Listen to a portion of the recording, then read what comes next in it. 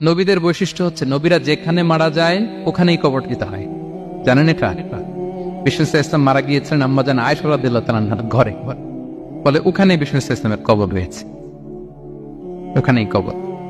এবং ওই কবর দেওয়ার পরেই ওই কবর দেওয়া ঘরের ভিতরে আম্মাজান আয়েশা যতদিন আয়েশা রাদিয়াল্লাহু তাআলা আনহা যতদিন বেঁচে ছিলেন ওখানেই ছিলেন কবরের পাশে। এরপরে বাবা মারা গেলেন আবু বকর, বিষ্ণু ইসলামের পাশে কবর দেয়া হলো, বাবা আর স্বামীর পাশেই থাকলেন। এরপর ওমরে ফারুক মারা গেলেন, ওনারও কবর দেয়া হলো। কিন্তু এখন তো আর বাবা আর স্বামীর সাথে পর্দা নাই, ওমরে ফারুকের সাথে তো পর্দা আছে। তো তখন তিনি ঘরটা হয়ে গেছে ছোট, তিনটা কবরে অনেক জায়গা স্পেস নিয়ে গেছে, এখন অল্প একটু জায়গা পর্দা টাঙিয়ে দিলেন ওমরে ফারুকের সাথে পর্দা হিসেবে ছোট্ট একটা জায়গায়, যতদিন বেঁচে ছিলেন ওখানটাতেই ছিলেন। ওমরে ফারুক যখন আমিরুল মুমিনিন খলিফা তখন ছেলে আব্দুল্লাহকে পাঠিয়েছিলেন যে যাও একটা অনুমতি আগে থেকে নিয়ে রাখো আম্মাজান আয়েশার কাছ থেকে, যেহেতু ঘরটা বলে রাখো যে আমি মারা গেলে যেন আমার দুই বন্ধু মুহাম্মদ সাল্লাল্লাহু আলাইহি ওয়াসাল্লাম এবং আবু বকরের পাশে যেন কবর দেয়া হয়। আব্দুল্লাহ এসে বলল, আব্বা জান তো এই পায়গাম পাঠিয়েছেন। আয়েশা রাদিয়াল্লাহু তাআলা আনহা বললেন, আমার খুব ইচ্ছা ছিল আমি আমার স্বামী এবং বাবার পাশে শুব, কিন্তু আমিরুল মুমিনিন যখন চেয়েছেন এটাকে আমি ফিরিয়ে দিতে পারি না। ঠিক আছে যাও, তোমার আব্বাকে বলো তোমার আব্বাই শোবেন ওই জায়গায়। আচ্ছা, তো ওমরে ফারুক আপনারা জানেন অ্যাসাসিনেশনে ইন্তেকাল করেছেন আত্মাইর আঘাতে, ছুরিকাঘাত করা হচ্ছে কয়েকবার, স্টেবিং। এত জখম হয়েছে দুধ দিলে ওই জায়গা দিয়ে দুধ বের হয়ে যায় না, বীজ পানি দিলে বের হয়ে যায়। তো সবাই বলল আমিরুল মুমিনিন আপনি এবার ওসিয়ত করেন, কে হবে আপনার পরে লিডারশিপ, কে নিবে, মুসলিম উম্মাত অনেক বড় হয়ে গেছে। তখন তিনি ওসিয়ত করলেন এবং ছেলেকে আব্দুল্লাহকে আবার বললেন যে আব্দুল্লাহ আবার যাও, যে আম্মাজানের থেকে অনুমতি নাও। বলতেছে অনুমতি না নিলাম আর অনেক আগে, উনি তো বলছে আপনি মারা গেলে ওখানেই শোবেন। বলতেছে না, তখন আমি আমিরুল মুমিনিন ছিলাম, এখন তো কিছুক্ষণ পরেই মারা যায়, ভয়ে বা লজ্জায় তখন অনুমতি দিচ্ছে, এখন আর দিবেন, আবার যাও।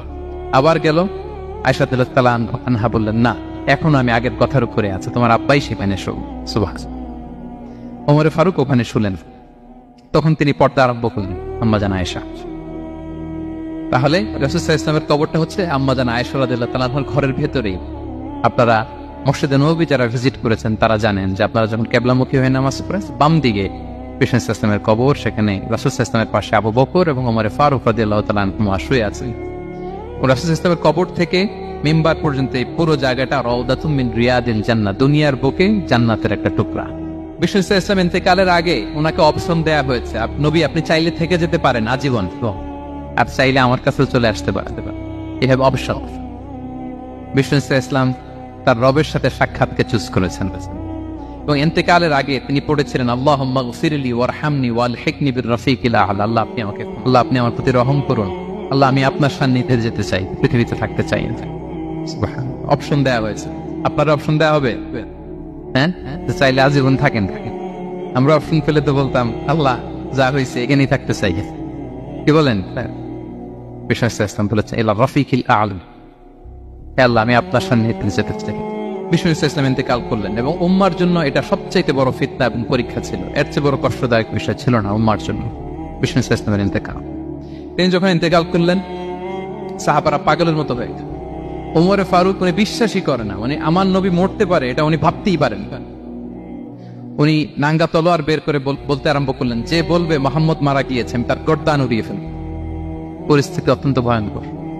আবু বকর রাদিয়াল্লাহু তাআলা আনহু তিনি আয়াত তেলাওয়াত করলেন, ওমা মুহাম্মাদুন ইল্লা রাসূল ক্বাদ খালাত মিন ক্বাবলিহির রুসুল। মুহাম্মদ রাসূল, অনেক রাসূল এভাবে চলে গেছে, তিনি যদি মারা যায় বা শহীদ হয় তোমরা কি আবার আগের কুফরিতে ফিরে যাবে? এই আয়াত যখন তেলাওয়াত করলেন ওমরে ফারুক হাঁটু গেড়ে বসলেন।